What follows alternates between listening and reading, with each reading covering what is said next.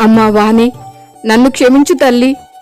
నువ్వు ఈ ఇంటి నుండి బయటకు వెళ్ళాకే నీ విలువేంటో నాకు అర్థమైందమ్మా. దేవతలాంటి నిన్ను బాధ పెట్టినందుకు ఆ భగవంతుడు నాకు సరైన శిక్షనే విధించారమ్మా. ఈ కీర్తిని చిన్న కోడలిగా నా ఇంటికి పంపించి నాకు బుద్ధొచ్చేలా చేశారు తల్లి. నువ్వు లేని ఈ వారం రోజులు ఈ కీర్తి నాకు ప్రత్యక్ష నరకాన్ని చూపించిందమ్మా అంటూ చిన్న కోడలు చేసిన అరాచకాలను పెద్ద కోడలికి చెప్తూ చాలా బాధపడుతుంది శకుంతలాదేవి. నేను ఇదంతా చేశాను కాబట్టే అత్తయ్య గారు మీకు అక్కపడే బాధేంటో అర్థమయ్యింది.